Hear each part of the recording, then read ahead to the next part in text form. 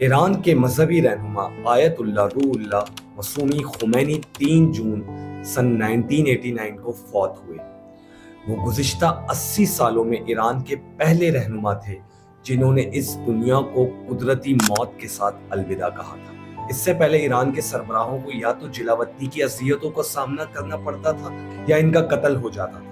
جب خمینی کی موت ہوئی تو حکومت ایران نے انہیں اسلام کے پیغمبر حضرت محمد مصطفیٰ صلی اللہ علیہ وسلم اور ان کے بعد آنے والے اماموں کے بعد سب سے دینی شخص قرار دیا۔ امام خمینی نے 24 ستمبر 1902 کو ایران کے شہر خمین میں پیدا ہوئے۔ خمینی کم لوگوں سے ملنا جلنا پسند کرتے تھے۔ انہوں نے 6 سال کی عمر سے قرآن پڑھنا شروع کی۔ بعد میں انہوں نے خم شہر میں سکوت اختیار کرنے کا فیصلہ کر لیا۔ خمینی نے آیت اللہ بننے کے بعد ایران کے شاہ اور امریکہ کے ساتھ ان کے تعلقات پر تنقید شروع کر دی، جس کی وجہ سے شاہ نے انہیں ملک بدر کر دیا۔ آیت اللہ وہاں سے ترکی چلے گئے۔ اس کے بعد وہاں سے پہلے وہ عراق اور پھر فرانس گئے۔ فرانس میں خمینی کا دن صبح 3 بجے شروع ہوتا تھا، یعنی صبح کی نماز سے بہت پہلے اس وقت کو ان کاغذات کو پڑھنے میں صرف کرتے جو ایک دن پہلے آئے ہوئے ہوتے اور جنہیں پڑھنے کا وقت نہیں ملتا تھا۔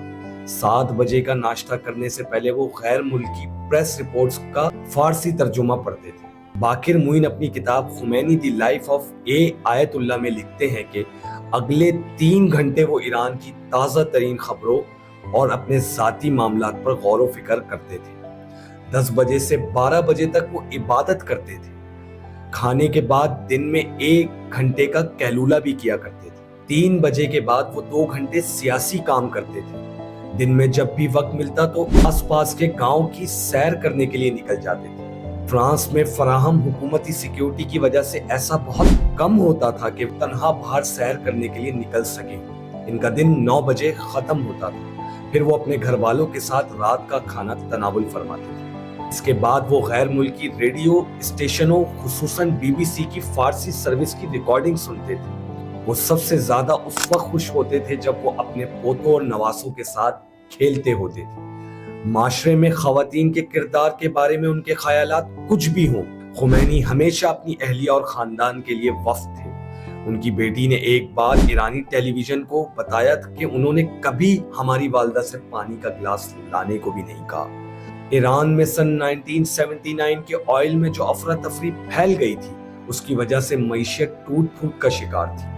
تیل کی پیداوار شدید متاثر ہوئی تھی اور ملک کا دارالحکومت تہران بائیں بازو اور دائیں بازو کے درمیان خون ریز لڑائیوں کا مشاہدہ کر رہا تھا۔ اس دور میں ایران کے شاہ کو اقتدار سے ہٹانا خمینی کی ایک بڑی سیاسی کامیابی تھی۔ جب ایران میں انقلاب برپا ہوا تو مغربی ممالک کے لوگوں کو قطعی یقین نہیں آ رہا تھا۔ اس وقت تک مغربی ممالک ایران کو بہت مستحکم ملک سمجھتے تھے، لیکن شاہ کا تخت چھوڑنا اور آیت اللہ کا وہاں کے مذہبی رہنما بننا ایک دن میں نہیں ہوا تھا۔ شاہ کے زمانے میں ایران مغربی ممالک کے کیمپ میں تھا جب آیت اللہ کھل کر اس کی مخالفت کرتے تھے۔ اس کی وجہ سے انہیں 1962 میں گرفتار کر لیا گیا تھا۔ اس گرفتاری نے انہیں ملک کا ہیرو بنا دیا۔ وہ پہلے ترکی گئے، پھر عراق اور پھر فرانس میں رہنے لگے۔ یہاں قیام کے دوران وہ اپنے حامیوں پر زور دیتے رہے کہ وہ شاہد کو اقتدار سے نکال بھار کرے۔ سن 1979 کے آنے سے قبل ہی شاہ کی مقبولیت پورے ایران میں کم ہونے لگی۔ ہر طرف فساد پھیل گیا اور روزانہ ہڑتالیں اور مظاہرے ہونے لگے۔ شاہ نے ایران چھوڑنے کا فیصلہ کر لیا، لیکن وہ 16 جنوری تک تہران میں ہی رہے۔ شاہ اتنی دیر تک وہیں رہے کیونکہ وہ شاہی خزانے کا سارا یا کچھ حصہ اپنے ساتھ لے جانا چاہتے تھے۔ محمد ہیکل اپنی دی ریٹرن آف دی آیت اللہ میں لکھتے ہیں، در حقیقت وہ اپنے ساتھ وہ زیورات لے جانا چاہتے تھے جو انہوں نے ان کی بیوی نے اپنی تاج پوشی کے دن پہننے تھے۔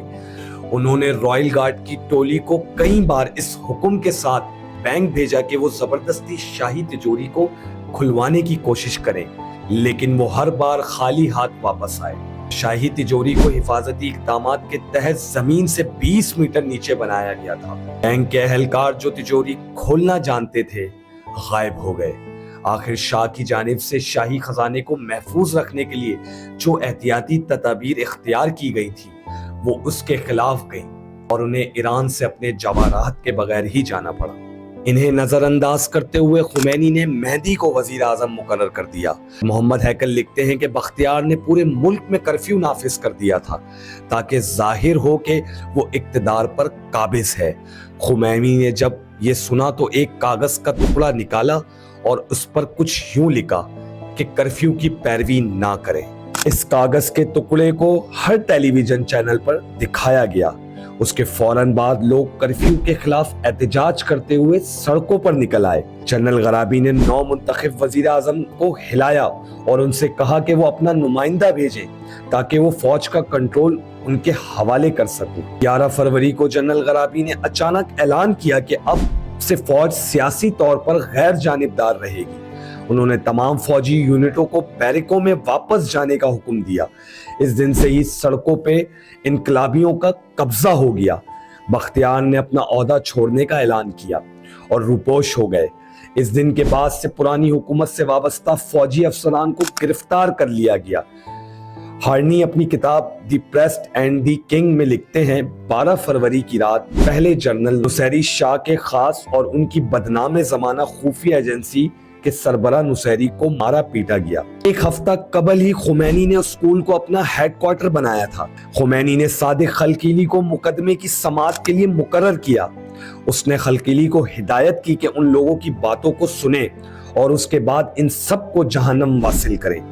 فرانس میں آیت اللہ خمینی بھلے ہی ایران میں جمہوریت کی واپسی کی خواہش کا اظہار کیا ہو، لیکن ایرانی سرزمین پر قدم رکھتے ہی ان کی تمام تر توجہ ایران میں ایک بنیاد پرست اسلامی ریاست کے قیام پر مرکوز تھی۔ کون کفلن لکھتے ہیں اپنے جرنیلوں کو آنکھوں پر پٹی باندھ کر اسکول کی چھت پر لے جایا گیا، جہاں انہیں ایک ایک کر کے گولی مار دی گئی۔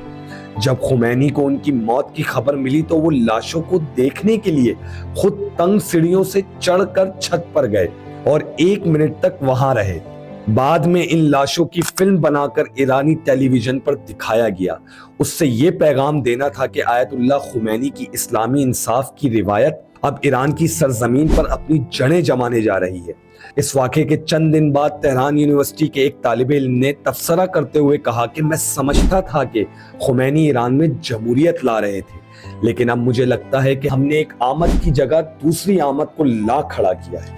سن 1989 میں خمینی نے پرسس کے مصنف سلمان رشدی اور اس کی کتاب کی اشاعت سے وابستہ افراد کے خلاف موت کا فتویٰ جاری کیا۔ انہوں نے دنیا بھر کے مسلمانوں سے اپیل کی کہ وہ رشدی کو دیکھتے ہی قتل کر دیں۔ اعلان کیا گیا کہ جو شخص رشدی کو قتل کرے گا اسے $26 کا انعام دیا جائے گا۔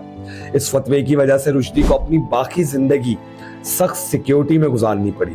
3 جولائی 1989 کو خمینی کی موت ہوئی تو تہران ریڈیو کے پریزنٹر نے روتے ہوئے اس کا اعلان کیا۔ ملک بھر میں ہنگامی حالات کا اعلان کر دیا گیا اور ٹیلی فون لائنز کاٹ دی گئیں۔ تمام ہوائی اڈے بند کر دیے گئے اور ایران کی سرحدیں سیل کر دی گئیں۔ اس وقت ایران کے صدر کو لگا کہ خمینی کی اس دنیا سے چلے جانے سے ایران میں استحکام آئے گا۔ خمینی کے جنازے میں لاکھوں ایرانیوں نے شرکت کی۔ ان کی میت کو ایئر کنڈیشن باکس میں رکھا گیا تاکہ لوگ ان کے آخری دیدار کر سکیں۔ ایک اندازے کے مطابق خمینی کے جنازے میں تقریباً 20 لاکھ افراد نے شرکت کی۔ اس وقت ہجوم اتنا تھا کہ تہران کے لوگوں پر پانی کی بارش کرنی پڑی تاکہ وہ گرمی اور دم گھٹنے سے بے ہوش نہ ہو جائیں۔ بالآخر ان کی میت کو ہجوم سے بچانے کے لیے ہیلی کاپٹر میں منتقل کرنا پڑا، لیکن جیسے ہی ہیلی کاپٹر اترا، ہجوم نے آگے بڑھ کر خمینی کی میت کو قبضے میں لے لیا۔ لوگوں میں ان کے سفید کفن کا ٹکڑا حاصل کرنے کا مقابلہ شروع ہو گیا تاکہ وہ اس یادگار کے طور پر اپنے پاس رکھ سکیں۔ ایرانی میڈیا نے بتایا کہ خمینی کو سپرد خاک کیے جانے کے وقت تقریباً 10,000 افراد زخمی ہوئے اور درجنوں کو جان سے ہاتھ دھونا پڑا۔ تو یہ تھی ایک شارٹ سٹوری امام خمینی کے اوپر۔ ویڈیو کو لائک کریں، شیئر کریں اور سبسکرائب کریں، کامنٹ کر کے بتائیں کہ نیکسٹ ویڈیو کس پولیٹیشین پہ ہونی چاہیے۔